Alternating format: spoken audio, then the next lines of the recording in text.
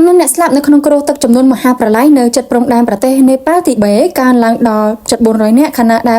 667នាក់កំពុងតែបាត់ខ្លួននៅក្នុងចំណោមអ្នកបាត់ខ្លួនទាំងនោះមានជនបរទេសចំនួន540នាក់មកពី31ប្រទេសខណៈដែលអាជ្ញាធរកំពុងតែប្រញាប់ប្រញាល់ស្វែងរកអ្នករស់រានមានជីវិតនៅថ្ងៃទី28ខែសីហាឆ្នាំ2026ម្សិលមិញនេះអ្នកនាំពាក្យស្នងការដ្ឋាននគរបាលនេប៉ាល់បានឲ្យដឹងថាចំនួនអ្នកស្លាប់ដោយសារតែចំនួនទឹកភ្លៀងយ៉ាងគំហុកនៅជិតព្រំដែននេប៉ាល់ទីបេបានកើនឡើងដល់389នាក់ហើយក្រុមសង្គ្រោះបន្តស្វែងរកអ្នករស់រានមានជីវិតខណៈដែលមានការព្រួយបារម្ភអំពីលទ្ធភាពនៃការកើតមានទឹកជំនន់ថ្មីៗបន្ថែមទៀតក្នុងនោះផងដែរគណៈកម្មាធិការទេសចរនេប៉ាល់ក៏បានទម្លាយឲ្យដឹងផងដែរថាមនុស្សចំនួន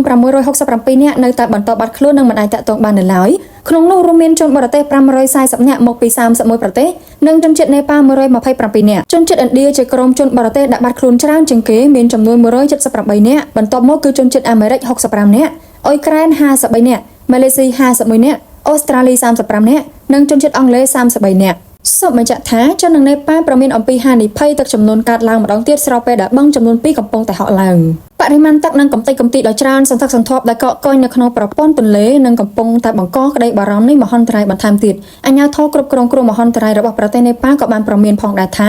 សំណល់ជាច្រើនដែលកកស្ទះបង្កើតទៅជាបឹងមួយដែលបង្អាក់លំហូរទន្លេដែលប្រឈមនឹងហានិភ័យនៃការធ្លាយចំណែកនៅម្ខាងទៀតនៃព្រំដែនអាជ្ញាធរចិនក៏បាននិយាយផងដែរថាទឹកប្រហែល3លានម៉ែត្រគីបដែលស្មើនឹងអាងហែលទឹកទំហំអូឡ িম্প ិកប្រហែល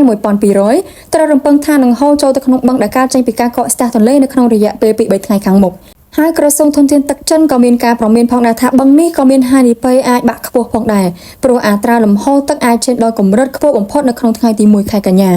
នាយករដ្ឋមន្ត្រីចិនលោកលីឆាំងក៏បានទៅដល់កន្លែងដែលរងគ្រោះដោយមហន្តរាយនេះផងដែរនៅរុស្ស៊ីថ្ងៃទី27ខែសីហាវត្តមានមន្ត្រីលំដាប់ទី2នេះបង្ហាញថាទីក្រុងប៉េកាំងកំពុងតែចាត់ទុកគ្រោះមហន្តរាយនេះជាបញ្ហាអន្តរភាពជាតិខ្ពស់បំផុត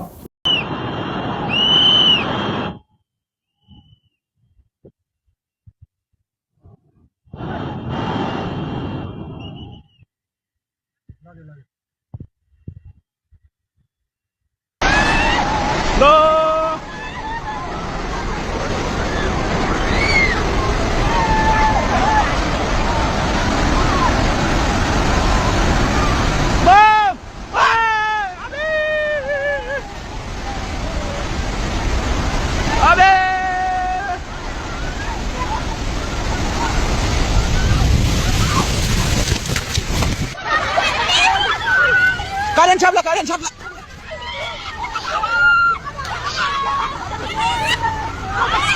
Kalian cabla, kalian cabla. Kalian cabla, kalian.